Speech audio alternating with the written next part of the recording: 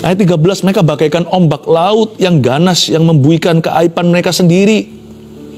Mereka bagaikan bintang-bintang yang baginya telah tersedia tempat di dunia kekelaman untuk selama-lamanya. Selain itu, ilustrasi lain adalah ombak laut yang ganas. Membuih sih, tapi keaiban mereka sendiri. Ini tipe ombak besar gitu, wah heboh, tapi ujungnya sampai di pantai cuman segituan. Dan juga malah justru mengotori pantai dengan riaknya, belum lagi bawa dibri atau kotoran-kotoran yang dibuang nelayan, turis dari kapal, itu semuanya pergi ke pantai dan mengotori pantai negara itu. Kelihatannya manusia itu busy ya. Kadang-kadang kita itu melihat begitu bisingnya dunia, banyak orang itu sibuk. Tapi hasilnya tidak seberapa. Hebohnya memang ada, tapi ujungnya selalu menjadi sandungan. You may be busy, but your life could be dirty. Mungkin Anda bisa menjadi orang yang paling sibuk dan merasa berguna karena kesibukan. Tidak ada buah-buah roh yang keluar dari kehidupan orang yang hatinya murtad dari Tuhan. Yang ada hanyalah batu sandungan, yang ada hanyalah batu sontokan, dan selalu menghasilkan hanya larakan atau kotoran. Orang yang seperti ini telah tersedia tempat di dunia kekelaman untuk selama-lamanya. Unless we repent, kecuali kita bertobat, banyak jiwa akan masuk ke neraka. Dan ini firman Tuhan berkata, dunia kekelaman, Sheol itu tempat pembakaran. Jangan sampai kita berakhir di sana. Aduh, kita itu sudah dilayani sama Kristus begitu rupa di hidup ini. Nggak seharusnya kita berakhir di sana. Ayat 14 juga tentang mereka. Henok, keturunan ketujuh dari Adam, telah bernubuat, katanya, sesungguhnya Tuhan datang dengan beribu-ribu orang kudusnya. Henok ini adalah salah satu orang-orang di Purbakala yang sangat cinta Tuhan. Dia berjalan dengan Tuhan lalu dia lenyap. Dia diangkat seperti Elia, hidup-hidup ke sorga. Henok ini adalah keturunan Abraham. Keturunan Adam maksud saya. Keturunan Adam. Dia ada sebelum Abraham. Tentang mereka, Henok, keturunan ketujuh dari Adam, telah bernubuat. Dia bernubuat gini, sesungguhnya Tuhan datang dengan beribu-ribu orang kudusnya. Sebelum Henok terangkat, dia mendapatkan sebuah nubuatan. Dan Henok berkata bahwa, aku melihat Tuhan datang dengan beribu-ribu orang. Jangan tanya Tuhan di pihak siapa. Pertanyaan itu nggak relevan, karena siapa kita? Kita harus menilai Tuhan. Tuhan itu tahu diri kok. Tuhan tahu siapa yang harus dia sertai. Daripada tanya, Tuhan, kau sama siapa? Mendingan tanya, siapa sama Tuhan? Paham maksud saya? Sesungguhnya Tuhan datang. Tuhannya jangan diganggu-gugat. Tuhan itu tiada duanya, tidak ada seperti dirinya. Janganlah kau menyamakan diri dengan dirinya. Janganlah kita menyamakan diri sama dia. Sesungguhnya Tuhan datang. Nah ini berikutnya. Dengan beribu-ribu orang kudusnya. Saya kagum dengan ribuan orang kudus itu yang beserta dengan Tuhannya. Jangan tanya Tuhan di pihak siapa. Kadang-kadang kita kecewa. Kenapa Tuhan tidak bela aku? Terlalu ngurusin Tuhan, tidak mengurusi diri sendiri. Lalu kita marah-marah kalau hasil tidak sesuai ekspektasi. Kita berkata, mengapa Tuhan tidak ada dalam hidupku? Lalu Tuhan pun mulai dikritisi. Kenapa Tuhan, di mana engkau? Where are you when I need you? Janganlah. Kita itu gak patut bicara gitu sama Tuhan, kita orang berdosa. Tanya aja sama diri sendiri. Ketika Anda suka, apakah Anda masih bersama dengan Tuhan? Seperti orang kudus ini, ribuan mereka bersama-sama dengan Tuhannya. Waktu engkau duka, masihkah Anda bersama dengan Tuhan?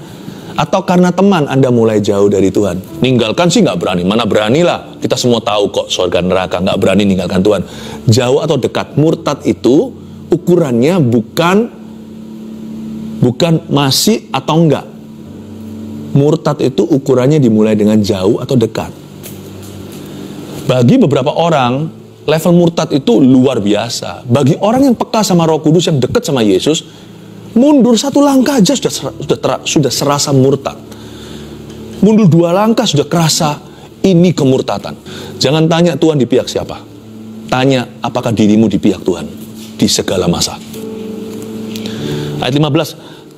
Dengan beribu-ribu orang kudusnya tadi, hendak menghakimi semua orang dan menjatuhkan hukuman atas orang-orang fasik, karena semua perbuatan fasik yang mereka lakukan, dan karena semua kata-kata nista yang diucapkan orang-orang berdosa yang fasik itu terhadap Tuhan.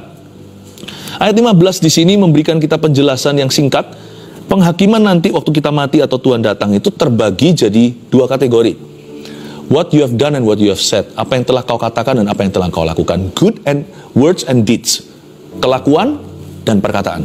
Jadi kita pasti akan dihakimi dengan dua kategori ini. Apa yang Anda katakan, apa yang Anda ketik, termasuk zaman ini kan semuanya digital. Apa yang Anda katakan, lontarkan, dan apa yang Anda perbuat. Itu akan menjadi garis besar haluan pengadilan waktu untuk setiap kita. Saya sih nggak takut, karena saya nggak sempurna, pasti pernah buat salah, pernah mengatakan sesuatu yang nggak benar, tapi hati saya tidak saya biarkan hidup dalam kesalahan. Apa yang saya sadari, saya akui. Mungkin apa yang saya nggak sadari itu yang saya doakan, seperti pendoa seorang mazmur yang berkata, Tuhan, spare me from what I do not know. Tolong Tuhan Yesus, luputkan aku dari dosa yang tidak ku ketahui. Janganlah kita itu hidup dalam conscience, dalam hati nurani yang tertuduh. Kalau ada sesuatu yang menuduhmu, cepat bereskan. Sebab kita tahu suatu hari semua yang gak beres itu pasti akan Tuhan tanya sama kita. Nah, sekarang kata-kata apa aja yang harus kita hati-hati di ayat 16. Kenapa kata-kata? Kata-kata itu punya kuasa untuk mengubah pikiran. Kata-kata punya kuasa untuk mempengaruhi iman seseorang, termasuk dirimu sendiri, dan kata-kata juga punya kuasa untuk membangun atau meruntuhkan. Maka itu hati-hati dengan kata-kata. Kenapa kata-kata adalah salah satu dari dua kategori besar penghakiman Allah dan pengadilan di akhirat? Karena kata-kata itu powerful sekali. Ayat 16, mereka itu orang-orang yang menggerutu dan mengeluh tentang nasibnya. Hidup menuruti hawa nafsunya, tetapi mulut mereka mengeluarkan perkataan-perkataan yang bukan-bukan, dan mereka menjilat orang untuk mendapat keuntungan. Cepat saja, mereka itu orang yang menggerutu. Kata menggerutu di situ adalah grumbler. Grumbler itu berarti mengeluh kepada Tuhan. Mengeluhkan Tuhan.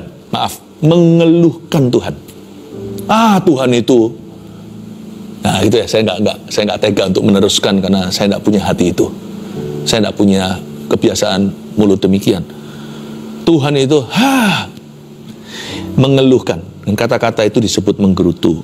Lalu mengeluh tentang nasibnya di sini adalah complainer, orang yang mengeluhkan manusia di hadapan Tuhan.